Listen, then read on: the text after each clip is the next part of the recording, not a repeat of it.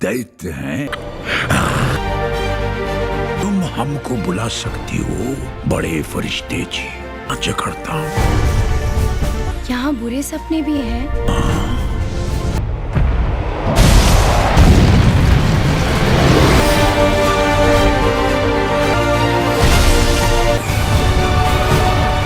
इमाम तो अपनी सांसें थाम लो, अब हमें यहाँ से खिसकना है।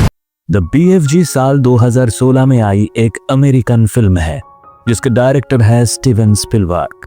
फिल्म की कहानी शुरू होती है लंदन के एक अनाथ आश्रम से, जहां एक 10 साल की बच्ची सोफी रहा करती थी, क्योंकि उसके माता पिता गुजर गए थे और उनके अलावा इस दुनिया में उसका कोई नहीं था। सोफी को इंसोम्निया यानी नींद न आने की बीमारी थी, जिस वजह से वो रात रात भर जागा करती थी और पूरे ऑर्फनेज में घूमा करती थी। वहां के हर बच्चे की तरह उसका भी एक डर था कि एक झोली वाले बाबा जी हैं जो रात के अंधेरे में आकर बच्चों को उठाकर ले जाते हैं और फिर उनको मारकर खा जाते हैं। एक रात जब ऑर्फनेज में सारे बच्चे सो रहे होते हैं, तभी बाहर से एक आवाज आती है और सोफी खिड़की खोलकर बाहर झांकने लगती है। सोफी खिड़की से देखती है कि कुछ बिल्लियां हैं जो बाहर खाने की तलाश में डस्टबिन गिरा रही होती हैं। तभी दीवार के पीछे से एक बहुत बड़ा हाथ दिखाई देता है जो गिरे हुए डस्टबिन को उठाकर सही जगह पर रख देता है और उसी के बाद वहां पर एक बहुत बड़ा जायंट दिखाई देता है। सोफी और जायंट दोनों एक दूसरे को देख लेते हैं और सोफी भागकर अपने बिस्तर में छुप जाती है, लेकिन जायंट अपने दोनों हाथ खिड़की के अंदर डालकर सोफी को उठा लेता है। इसके बाद सोफी को अपने साथ ले जाते वक्त जायंट दूसरे इंसानों से बचता हुआ दिखाई देता है और उनके सामने आ जाने पर नई नई तरकीबें अपनाकर छिपने की कोशिश करता है। इसी तरह छुपते छिपाते जायंट सोफी को लेकर अपने देश यानी जायंट कंट्री ले जाता है, जहां उसके जैसे बड़े बड़े जायंट्स रहते थे। इस देश में आने के बाद जायंट सोफी को अपने घर ले आता है। ये देखते ही सोफी भागने की कोशिश करती है। ऐसा करते जायंट सोफी को देख लेता है और उससे कहता है कि यहाँ से भागने की कोशिश मत करो, क्योंकि तुम यहाँ से भाग नहीं पाओगे। हाँ, अगर तुम्हारे पंख होते तो तुम जरूर यहाँ से भाग सकती। फिर वो उसे अपनी कढ़ाई में रख देता है, जिससे सोफी को लगता है कि अब वो जायंट उसे खा जाएगा। तभी सोफी को बाहर से और भी जायंट्स की हंसने की आवाजें आती है और वो उसे पूछती है कि क्या यहाँ और भी जायंट्स हैं? वो कहता है कि हाँ, यहाँ मुझसे भी बड़े बड़े जायंट्स हैं और वो सब इतने खतरनाक हैं कि इंसानों को भी खा जाते हैं। ये सुनकर सोफी काफी डर जाती है और उसे पूछती है कि क्या आप भी मुझे खा जाओगे? तब जायंट बोलता है, नहीं, मैं इंसानों को नहीं खाता, क्योंकि मैं एक शाकाहारी जायंट हूँ। मैं तो एक अलग तरह की सब्जी खाता हूँ जिसका नाम ककड़ भूजा है, जो खाने में बहुत फीकी होती है। सोफी उससे पूछती है कि तुम मुझे यहाँ पर क्यों लाए हो? इस पर जायंट जवाब देता है कि तुमने मुझे शहर में घूमते हुए देख लिया था और तुम वहां चिल्ला चिल्ला कर मेरे बारे में सबको बता देती, जिससे वहां के इंसान मुझे पकड़ लेते और मेरे साथ मेरी जायंट कंट्री में भी आ जाते और यहाँ के सभी जायंट्स को मार देते। इसलिए मुझे तुम्हें यहाँ लाना पड़ा। अब तुम अपनी बाकी की जिंदगी यहीं पर बिताओगी। इस बात पर सोफी उसे कहती है कि वो यहाँ नहीं रहेगी और यहाँ से भाग जाएगी। जायंट कहता है कि यहाँ से भागने की गलती मत करना, वरना बाहर बड़े जायंट्स तुम्हें निगल लेंगे। फिर जायंट सोफी को अपनी नाव के ऊपर एक छोटी जगह पर बैठा देता है। तभी सोफी देखती है कि वो जायंट अपने बैग से एक बोतल निकाल रहा है जिसमें से रोशनी आ रही होती है। सोफी उससे पूछती है कि ये क्या है? जायंट उसे बताता है कि ये सपने हैं। जायंट की इस बात को सुनकर सोफी भी उसे बताती है कि उसे सपने नहीं आते, क्योंकि वो कभी सोती ही नहीं है। उसके बाद जायंट सोफी की उस बुक को उठाता है जिसे वो सोफी के साथ ही ले आया था। वो एक पोएम की बुक होती है। अब जायंट उस बुक को पढ़ना शुरू करता है और देखते ही देखते सोफी को नींद आ जाती है। उसके बाद जायंट अपने घर से लगी हुई एक लैब में जाता है, जहां बॉटल्स में चमकते हुए सैकड़ों सपने कैद होते हैं। जायंट एक बॉटल से कैद हुए एक सपने को बाहर निकालता है कि तभी सोफी की नींद खुल जाती है और वो देखती है कि जायंट नीचे गहरी नींद में सो रहा है।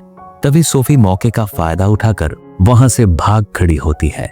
भागते वक्त उसका सामना एक बहुत बड़े जायंट से होता है। वो बड़ा जायंट सोफी को पकड़कर खाने की कोशिश करता है। सोफी मदद की गुहार लगाती है, लेकिन छोटा जायंट उसकी गुहार को अनसुना कर देता है। देखते ही देखते सोफी बड़े जायंट के मुंह में समा जाती है, लेकिन अगले ही पल सोफी की नींद खुल जाती है और वो खुद को उसी जगह पर पाती है जहां वो पहले थी। वो वहां छोटे जायंट को भी देखती है और उसे पूछती है कि उसने ही ऐसा किया है ना, क्योंकि मुझे तो सपने आते ही नहीं थे और ये सपना कितना भयानक था। जायंट उसे जवाब देते हुए कहता है कि तुम्हें यह सपना दिखाना जरूरी था जिससे कि तुम यहाँ से बाहर न जा सको। जायंट उसे बताता है कि यहाँ बाहर जो जायंट्स हैं वो मुझसे 3 गुना बड़े हैं और उनके सामने मैं कुछ भी नहीं हूँ। वो इंसानों को आराम से खा जाते हैं। सोफी और जायंट एक दूसरे से बात कर ही रहे थे कि तभी वहां बड़ा जायंट आ जाता है और छोटे जायंट से कहता है कि वो यहाँ किससे बात कर रहा है, बताओ कहाँ है वो। तब छोटा जायंट कहता है कि मुझे नहीं पता तुम किसकी बात कर रहे हो, मुझे तो कुछ भी समझ में नहीं आ रहा है। वहीं सोफी एक सेफ प्लेस पर छुप जाती है। इधर बड़ा जायंट छोटे जायंट से कहता है कि उसकी उंगली में चोट लग गई है, इसमें जल्दी से मरहम लगा दो।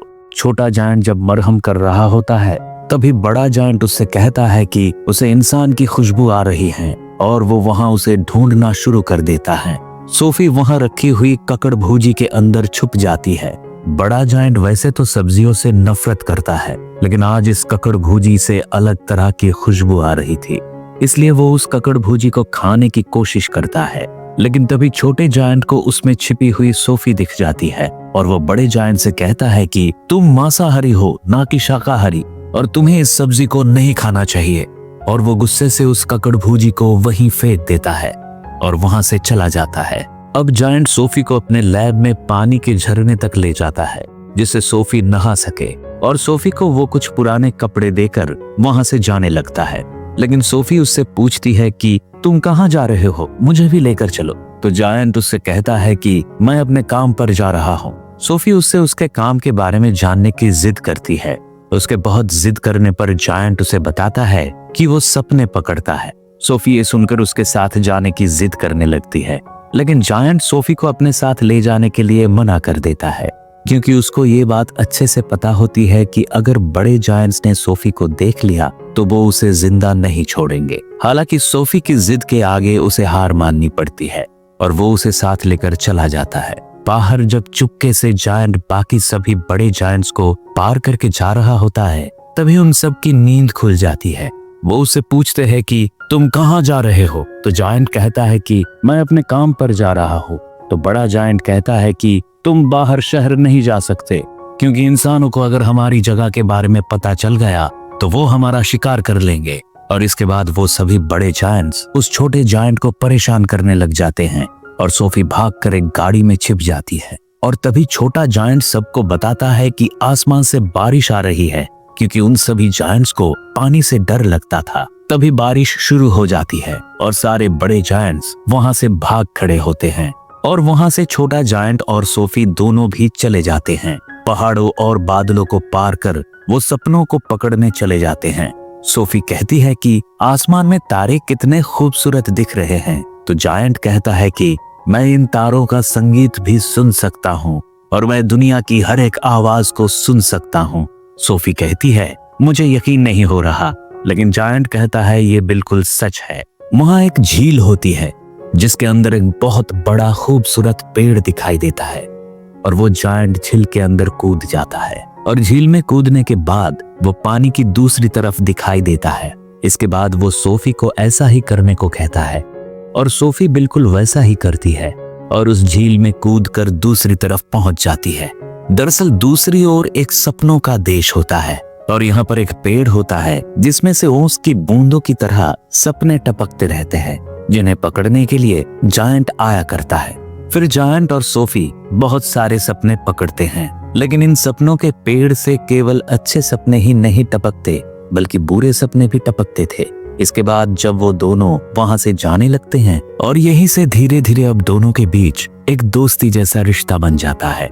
जायंट सोफी को बताता है कि यहाँ सभी उसको रंट बोलते हैं, लेकिन एक दोस्त मुझे ऐसा मिला था जो मुझे कहता था बिग फ्रेंडली जायंट। तो सोफी कहती है कि आज से मैं भी आपको बिग फ्रेंडली जायंट यानी BFG बुलाऊंगी।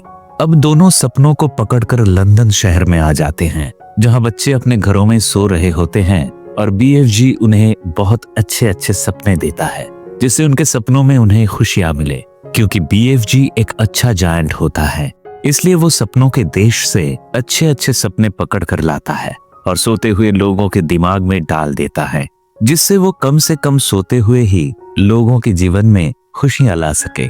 इसके बाद सोफी पूछती हैं, इन सपनों के बारे में क्या आपके माता पिता ने आपको बताया? तो BFG कहता है कि जायंट्स के माँ बाप नहीं होते। फिर सोफी BFG से उसकी उम्र पूछती है, तो BFG कहता है, जितनी उम्र इस पृथ्वी की है उतनी ही मेरी भी है, क्योंकि जब से पृथ्वी बनी है जायंट्स भी तब से पृथ्वी पर हैं, लेकिन वो आम इंसानों से दूर रहा करते हैं।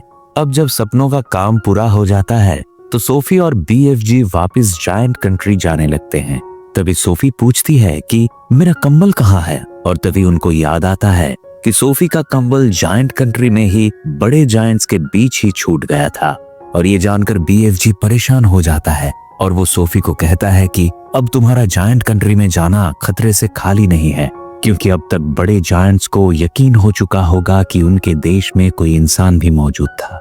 BFG सोफी को वापस उसके ऑर्फनेज छोड़ते हुए बताता है कि बहुत पहले मुझे तुम्हारी तरह ही एक छोटा दोस्त मिला था, जिसके दिल की आवाज भी बिल्कुल तुम्हारे ही तरह शांत थी, लेकिन उसने मुझे देख लिया था और इस वजह से मैं उसे उठाकर अपने देश ले गया। उसी ने मुझे पढ़ना लिखना सिखाया, और जो कपड़े तुमने पहने हैं वो मेरे उसी दोस्त के हैं। इससे पहले कि उसे मैं वापस उसकी दुनिया में ला पाता बहुत देर हो चुकी थी, और मैं नहीं चाहता कि तुम्हारे साथ भी ऐसा हो। इतना कहकर वो सोफी को छोड़कर वहां से चला जाता है, लेकिन सोफी उसे ऐसा करने से रोकती है और बहुत दुखी हो जाती है।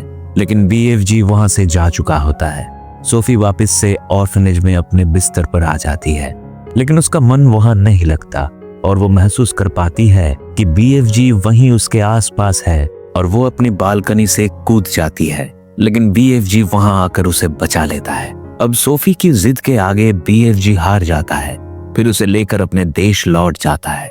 यहाँ जायंट कंट्री में बाकी सभी जायंट्स को सोफी के बारे में पता चल जाता है, और फिर अचानक वो सभी BFG के घर पर धावा बोल देते हैं और BFG को सोफी को उन्हें सौंप देने को कहते हैं। जायंट्स पूरे घर को तहस नहस कर देते हैं, लेकिन उन्हें सोफी नहीं मिलती, जिसके बाद सोफी की सुगंध वाले कंबल को BFG आग में जला देता है और उसी कंबल की मशाल बनाकर सभी जायंट्स को अपने घर से बाहर भगा देता है। जब सोफी जायंट से जान बचाकर BFG के घर के इधर उधर भाग रही होती है, तभी उसे एक कमरा दिखाई देता है जो BFG के उसी खास दोस्त का होता है जिसे BFG अपने साथ ले आया था, और वहां उसे एक तस्वीर दिखती है जो इंग्लैंड की महारानी की होती है। और इसके बाद सोफी के दिमाग में एक तरकीब सूझती है। वो तुरंत BFG को बोलती हैं कि तुम अपने सपनों की लैब में एक डरावना सपना बनाओ, जिसमें तुम्हें महारानी को ये दिखाना है कि सभी बड़े जायंट्स इंग्लैंड में हैं जो बच्चों को मार कर खा जाते हैं, और साथ ही साथ इस सपने में मुझे और खुद को भी दिखाना, ताकि जब हम महारानी के सामने जाएं तो उन्हें हमारी बातों पर यकीन हो जाए। और सोफी की बात मानकर BFG ऐसा ही करता है। वो अपने लैब में एक सपना बनाता है जिसमें वो जायंट कंट्री में रहने वाले सभी बड़े जायंट्स की तस्वीरें और बहुत सारे बच्चों को डालता है, साथ में सोफी और खुद को भी डालता है। सपना बनाने के बाद BFG सोफी को लेकर इंग्लैंड की महारानी के महल तक पहुंच जाता है, और खिड़की के पास से BFG महारानी की नींद में उस भयानक सपने को डाल देते हैं। अब महारानी वो सब देखती है जो वो दोनों उन्हें दिखाना चाहते थे, और जब महारानी की नींद खुलती है तो वो बहुत डरी हुई होती है। महारानी इस सपने के बारे में अपनी PA को बताती है। PA कहती है लेकिन वो तो एक सपना था। पर जब वो न्यूज़पेपर देखती है तो वो चौंक जाती है और कहती है कि कल रात शहर में बहुत सारे बच्चे गायब हुए हैं, बिल्कुल वैसे ही जैसा आपने सपने में जिक्र किया। जब महारानी पर्दा हटाने के लिए कहती है तब वो देखते हैं कि सोफी खिड़की पर होती है, क्योंकि ये बात भी BFG ने महारानी के सपने में डाली थी। इसके बाद सोफी महारानी को BFG के बारे में बताती है और उनसे वादा लेती है कि उनके सिपाही BFG के साथ कोई सख्ती नहीं करेंगे, और सोफी के बुलाने पर BFG महारानी के सामने आता है और उन्हें सम्मान देता है। क्योंकि सभी जायंट्स इंसानी तौर तरीकों से जुदा होते हैं, इसलिए उनकी बोली भाषा भी गड़बड़ रहती है। इसी वजह से BFG भी शब्दों को उल्टा सीधा बोलता है। अब महारानी अपने वादे के मुताबिक सोफी और बीएफजी की विशेष खातिरदारी की जाती है। अच्छा स्वादिष्ट खाना खिलाया जाता है और फिर बीएफजी महारानी और सेना के अधिकारियों को बताता है कि किस तरह से बड़े बड़े जायंट्स बच्चों और इंसानों को खाते हैं और उन्हें किस तरह से रोका जा सकता है। फिर महारानी बीएफजी की मदद के लिए तैयार हो जाती है और अपनी सेना को बीएफजी के बताए गए रास्ते से जायंट कंट्री भेजती है। वहां पहुंचते ही बीएफजी सेना को जायंट कंट्री के बॉर्डर पर ही रुककर इंतजार करने को कहता है। अब बीएफजी अपने लैब में सोफी के साथ एक ऐसा सपना बनाता है जिसे वो उन बड़े जायंट्स को दिखाकर उनसे उनके किए गुनाहों के लिए गिल्टी फील करा सके और आखिरकार बीएफजी एक ऐसा सपना बना ही लेता है। लेकिन जब वो इस सपने को उन जायंट्स की नींद में डालने जा रहा होता है तभी उसे याद आता है कि सपना फूंकने वाला डिवाइस तो वो महारानी के महल में भुलाया और उस डिवाइस के बिना किसी के नींद में सपने को नहीं डाला जा सकता, क्योंकि इन जायंट्स के करीब जाकर ऐसा करना खतरे से खाली नहीं था। इस बात पर बीएफजी अफसोस कर रहा होता है कि सोफी उस सपने के जार को खुद ही उठाकर उन बड़े जायंट्स के बीच में चली जाती है, लेकिन उसके पहुंचते ही बड़े जायंट्स के सरदार की नींद खुल जाती है और वो सोफी पर हमला करने आगे बढ़ने लगता है।